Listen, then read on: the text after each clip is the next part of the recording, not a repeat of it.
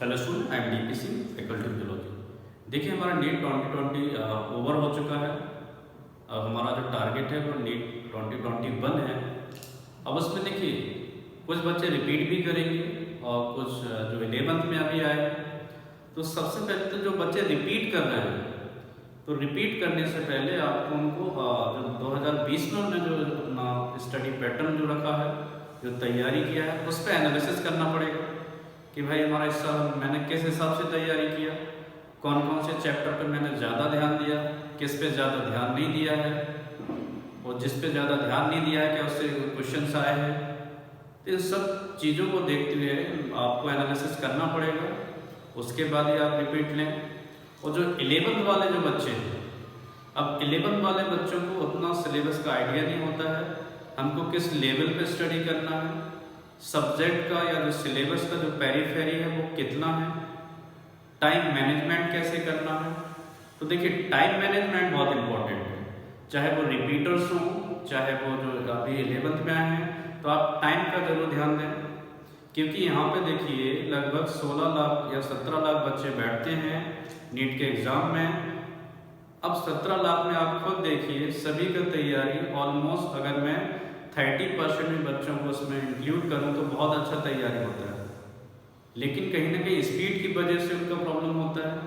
तो कोई चीज़ हमको आती है लेकिन वो कितने जल्दी आती है इसका इम्पोर्टेंट है ना। तो आपको टाइम मैनेजमेंट पे आपको जरूर ध्यान देना, ठीक है। आज हम चालू कर रहे हैं एक endocrine gland, this is the adrenal gland.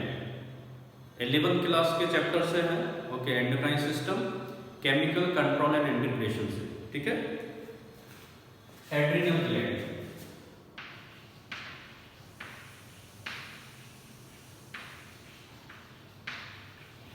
Adrenal gland, it is also called the life saving gland. इसको लाइफ सेविंग ग्लैंड भी बोलते हैं और बहुत सारे नाम हैं।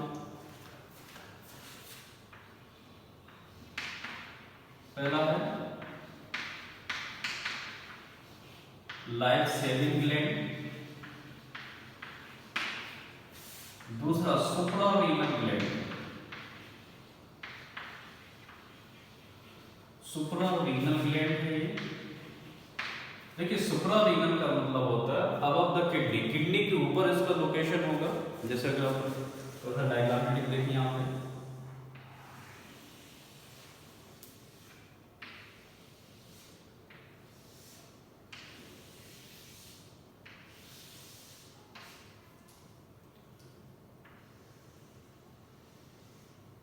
ये इसका लोकेशन होगा। That's why it is called suprarenal gland.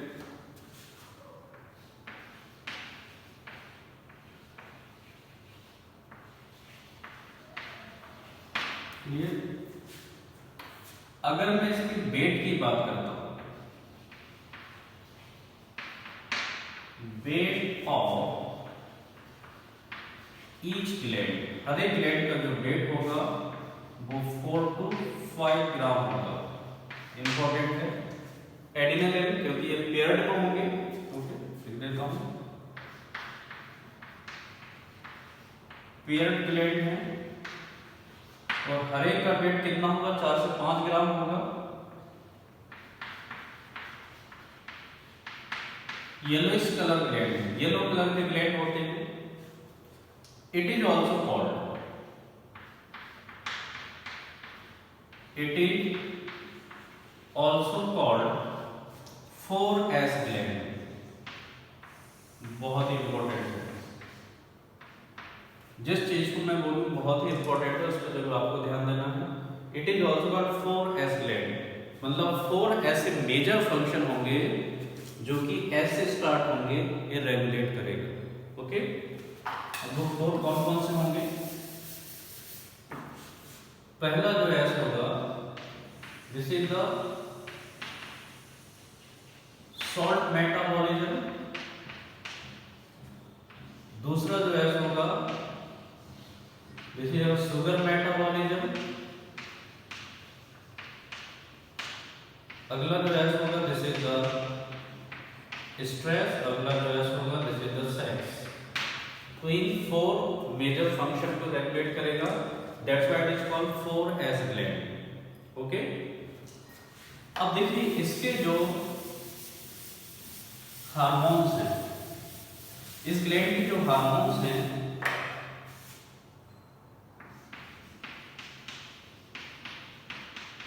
Hormones of gland generally steroid हैं एंड एमाइन नेचर के हैं। स्टेरॉइड का मतलब होता है ड्राइव फ्रॉम द कोलेस्ट्रॉल, जो हार्मोन कोलेस्ट्रॉल से ड्राइव होते हैं, this is the steroid in nature.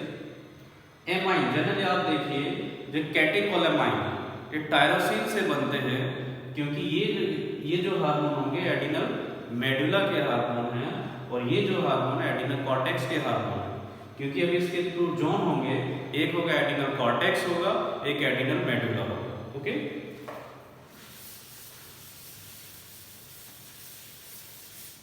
इसके 2 जोन हैं, वन इज एडिनल कॉर्टेक्स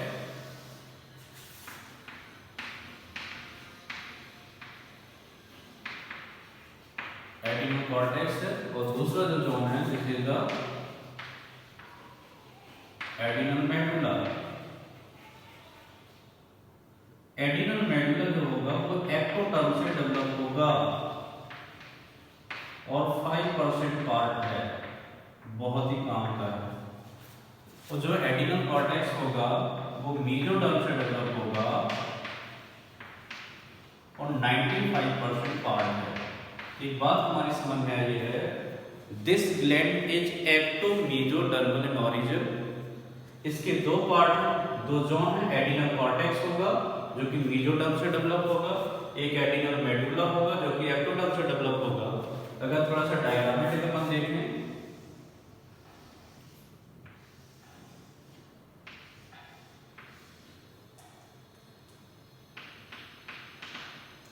ये वाला पार्ट होगा दिस इज एडिनल कॉर्टेक्स, और ये वाला जो पार्ट होगा this is adrenal medulla. Clear? के अंदर ब्लड वेसल्स हो गए हैं और यहाँ पे कैप्सूल्स होगा, दिस इज द कैप्सूल जो कि कनेक्टिव टिश्यू का बना होता है। अब ध्यान दीजिए एडिनल कॉर्टेक्स के भी 3 पार्ट हैं। एडिनल कॉर्टेक्स के भी क्या है? 3 पार्ट हैं।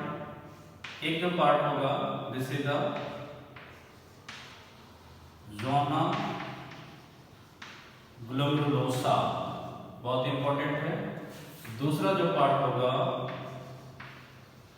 ज़ोना फैसिकुलेटा, और तीसरा जो पार्ट होगा ज़ोना रेटिकुलरिस। जो ज़ोना फैसिकुलेटा है ये इसका लार्जेस्ट पार्ट है। अब ध्यान दीजिए, अगर वो क्वेश्चन आपसे पूछे हैं which is the largest part of the adrenal gland, then answer is adrenal cortex.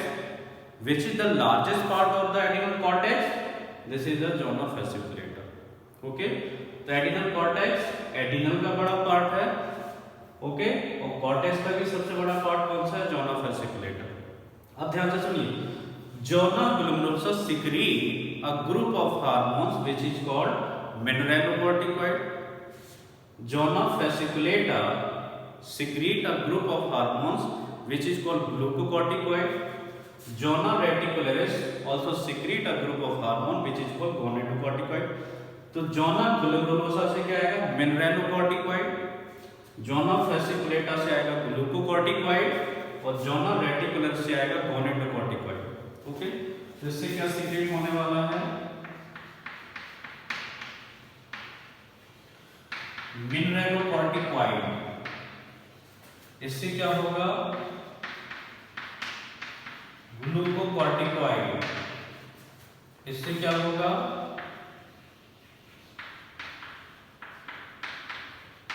गोनेडोकॉर्टिकॉइड। ये आपको ध्यान देना है।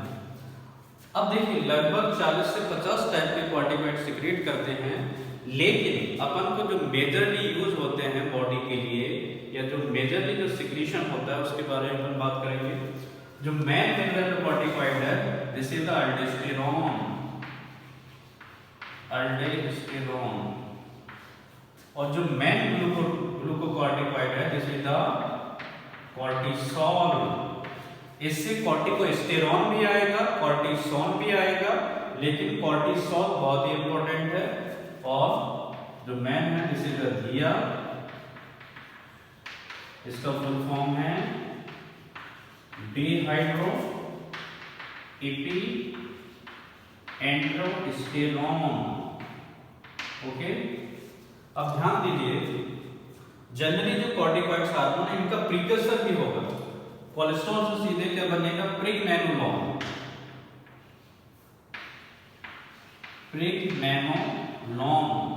This is the precursor of the corticoids. ये जो कॉर्टिकॉइड्स इनका प्रीकर्सर क्या है, प्रेगनैनोलोन, जो कि कहां से बनेगा, कोलेस्ट्रॉल से बनेगा। तो ये भी आप याद रख सकते हैं। अब देखिए हर एक कॉर्टिकॉइड्स का अपन फंक्शन देखते हैं। जो अल्डोस्टेरोन है, अल्डोस्टेरोन इसको बोलते हैं सॉल्ट रिटेनिंग हार्मोन। ये बॉडी में इलेक्ट्रोलाइट या सॉल्ट को बैलेंस बनाने का काम करता है। जो ग्लूकोकॉर्टिकॉइड है, जो कॉर्टिसोल है, ये ब्लड में ग्लूकोज के लेवल को मेंटेन करता है। और जनरली जो दिया है ये आप इसमें मैंने अपन क्या रखेंगे, टेस्टोस्टेरोन होगा, एंड्रोजन है ना, एंड ईस्ट्रोजन भी होगा। तो जो सेकेंडरी सेक्सुअल कैरेक्टर है उनको ग्रोथ करने के लिए इसका यूज जनरली होता है। ठीक है, तो पहले अपन एक के फंक्शन देखते हैं अल्डोस्टेरोन के। एक के फंक्शन देखेंगे। Function of अल्डोस्टेरोन,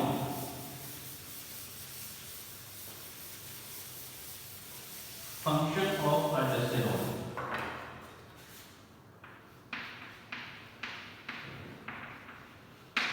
function of अल्डोस्टेरोन। Okay, पहला कि सिक्रीट कब होगा, ध्यान से सुनिए। It secrete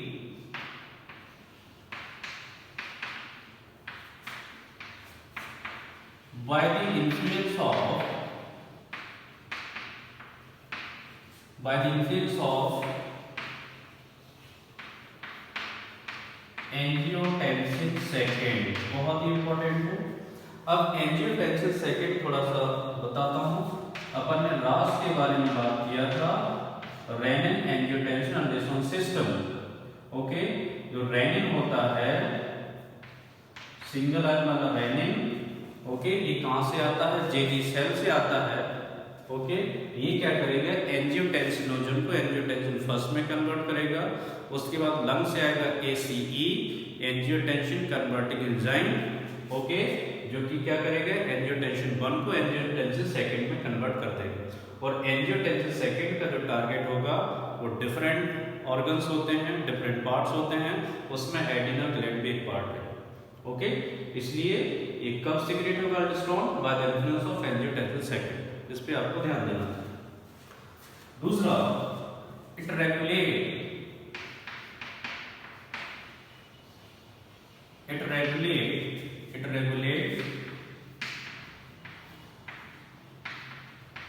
blood volume and blood pressure. Okay, blood volume blood pressure को भी रेगुलेट करेगा। दूसरा, it act on DCT and CD of nephron, distal convoluted tubule और कलेक्टिंग डक्ट पे इसका एक्शन होगा अल्डोस्टेरोन का। अब ध्यान दीजिए, अल्डोस्टेरोन का काम क्या होगा, ये सॉल्ट को रिटेन करेगा। जब सॉल्ट रिटेन होंगे, सॉल्ट एब्जॉर्ब होंगे, तो क्या होगा, वाटर भी एब्जॉर्ब होगा। और वाटर एब्जॉर्ब होगा तो क्या होगा, ब्लड वॉल्यूम भी बढ़ेगा। और ब्लड वॉल्यूम बढ़ेगा तो ब्लड प्रेशर भी बढ़ेगा, सिंपल सी बात है। और ब्लड प्रेशर बढ़ेगा तो फिल्ट्रेशन प्रेशर भी बढ़ेगा। तो आप ऐसे कोरिलेट कर सकते हैं। ठीक है, it help in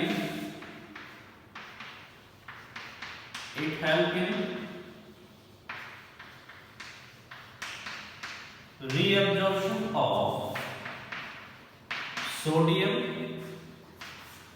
and excretion of potassium and phosphate। Important है, सोडियम को रीअब्जॉर्ब करता है, पोटेशियम को क्या करता है, एक्सक्रीशन करता है, फॉस्फेट का भी एक्सक्रीशन करेगा। और पोटेशियम बहुत ही इंपॉर्टेंट है, अगर देखिए पोटेशियम बहुत ज्यादा हो जाए तो कार्डियक अरेस्ट का प्रॉब्लम भी हो सकता है। अपन ने ईसीजी में बात किया था, जो टी वेव था वो कैसे जनरली उसमें चेंज होता है, वो पोटेशियम कंसंट्रेशन पे भी डिपेंड करता है। ठीक है, एक काम हो गया आपका सोडियम के बारे में। बाकी सोडियम का आपको देखो नर्व कंडक्शन में भी यूज है, तो अल्डोस्टेरोन है ना, अल्डोस्टेरोन को आपको ध्यान देना है, these are the salt retaining hormone. अब फंक्शन ऑफ कॉर्टिसोल, अगला होगा फंक्शन ऑफ कॉर्टिसोल, कॉर्टिसोल का फंक्शन। देखिए पहला तो ये करेगा ग्लूकोनियोजेनेसिस, मतलब ब्लड में ग्लूकोज के लेवल को मेंटेन करता है। ग्लूकोनियोजेनेसिस का मतलब होता है it is the formation of the glucose from non glucose substance.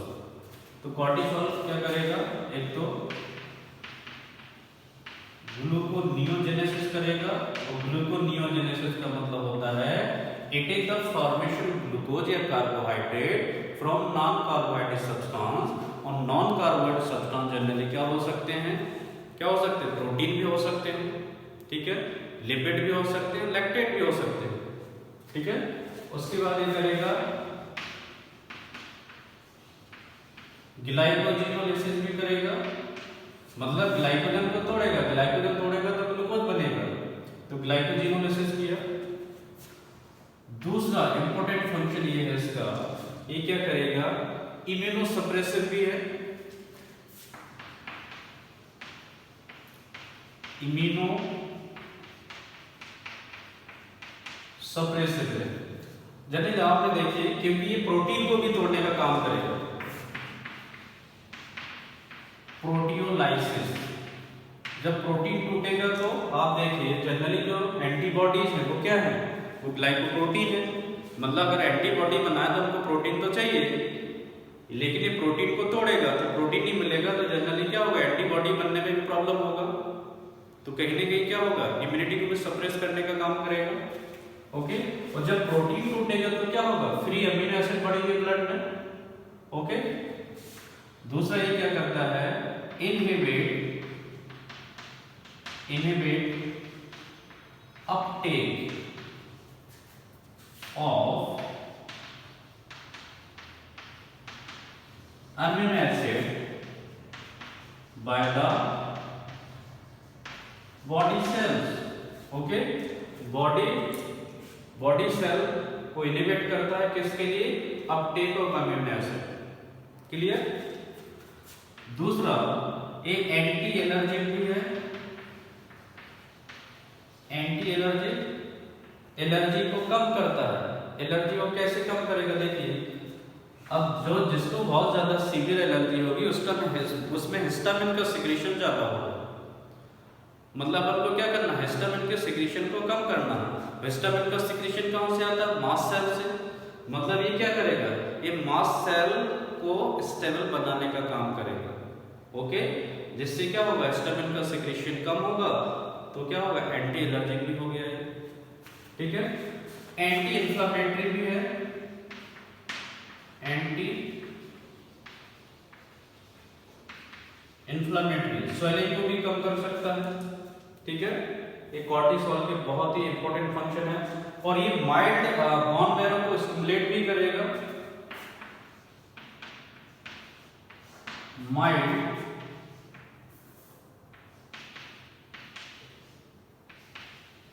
इरिथ्रोपोइएटिन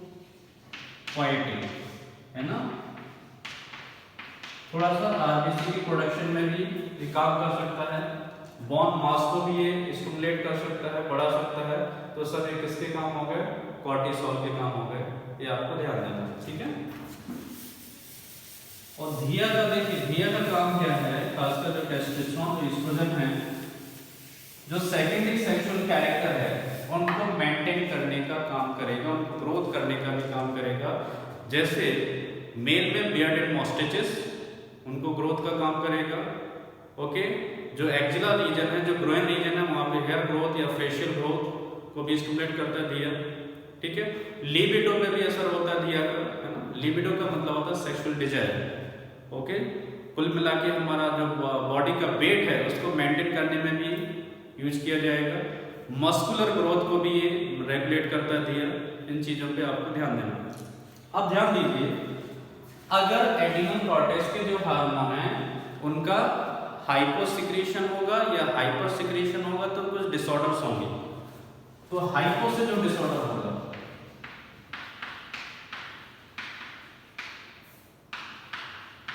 hyposecretion of adrenal cortex, उससे जो डिसऑर्डर होगा this is the Addison disease.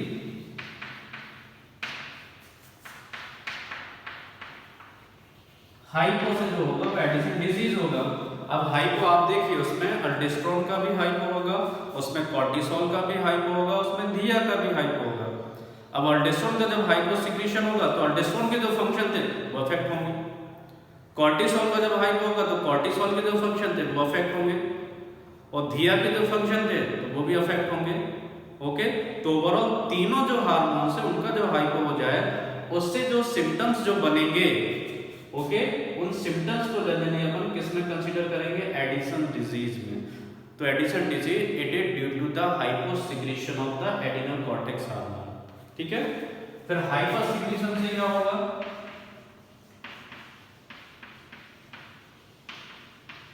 Hyper secretion of adrenal cortex, उससे होगा कुशिंग डिजीज। ओके, हाइपर से होगा। अब देखिए कुशिंग डिजीज में अल्डोस्टेरोन का हाइपर होगा, तो आपको देखिए अल्डोस्टेरोन का ज्यादा सिक्रीशन होगा तो शॉर्ट ज्यादा रिटेन होंगे, शॉर्ट ज्यादा रिटेन होंगे तो आप देखिए ज्यादा ब्लड वॉल्यूम भी बढ़ेगा, ज्यादा ब्लड वॉल्यूम बढ़ेगा तो प्रेशर भी बढ़ेगा, प्रेशर तो उसका हाइपरटेंशन भी होगा। ये सब किसके सिम्टम्स में आएंगे, आपके कुशिंग में। और ज्यादा ग्लूकोज ही बनेगा, ठीक है, ज्यादा से ज्यादा ग्लूकोनियोजेनेसिस होगा कि नहीं होगा। दूसरा इंपॉर्टेंट पॉइंट है, आपको देखिए इसमें एक इसका खास कैरेक्टरिस्टिक सिम्टम्स है buffalo hump, buffalo hump and buffalo torso या मून फेस। खासकर जो फैट जो ज्यादा होगा इस वाले पार्ट में ज्यादा डिपॉजिट होगा। ओके, तो इस टाइप से फेस कैसा लगेगा कि मून के जैसा फेस हो गया है। तो buffalo hump and buffalo hump हो गया है, और मून फेस ये कुशिंग का एक खास सिम्टम्स है। अगर देखिए अल्डोस्टेरोन का हाइपर सिक्रीशन हो जाए, अल्डोस्टेरोन का hyper secretion only hyper secretion of aldosterone then cause Conn's disease. Okay, तो कौन सी बीमारी होगी, कॉन्स की बीमारी। तो बहुत ही इंपॉर्टेंट है, इन सब पे आपको ध्यान देना है। ठीक है, फिर दूसरा जो पार्ट था वो एड्रीनल मेडुला है, उससे आएगा adrenaline, this is the epinephrine, और दूसरा होगा non adrenaline, non epinephrine. Okay, ये एमाइन नेचर के हार्मोन टायरोसिन से डेवलप होंगे, इनको कैटेकोलामाइन भी बोलते हैं, और जनरली ये न्यूरोट्रांसमीटर